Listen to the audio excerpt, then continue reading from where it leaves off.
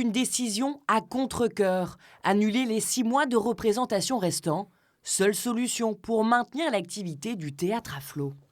On a pu fonctionner jusque décembre, c'est-à-dire sur les crédits, les subventions 2024. Et puis là, puisqu'il n'y a plus aucune décision budgétaire qui n'est prise suite à la motion de censure qui a été votée au Parlement, eh bien, nous sommes à l'arrêt et on ne peut plus engager de dépenses dans les mois qui arrivent jusqu'à ce que nous sachions à quelle sauce nous allons être mangés. Chaque année, l'établissement est subventionné de moitié par l'État, entre le département, la région et la commune. Mais sans ces attributions, impossible selon lui d'assumer le coût et les frais de fonctionnement propres au théâtre. C'est difficile de décrocher une affiche d'une vitrine et de la poser en se disant voilà, ça n'aura pas lieu. C'est un crève-cœur aussi pour les compagnies qu'on invite, de savoir qu'on aura lieu une date. En attendant le versement des subventions, seules les tournées de spectacles et les activités de formation sont maintenues. Peu optimiste pour la suite, c'est donc une gestion au jour le jour. Pour l'instant, l'urgence, c'est de savoir si on tiendra.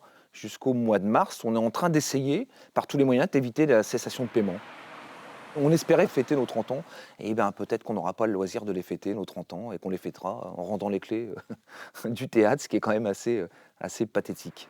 De son côté, la mairie de Boulogne-sur-Mer rassure et insiste, les subventions communales seront maintenues.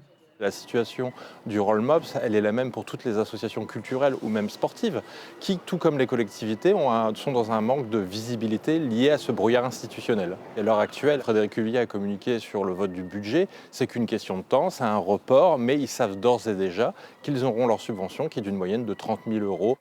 Le budget du département devrait lui être voté aux alentours du mois de mars.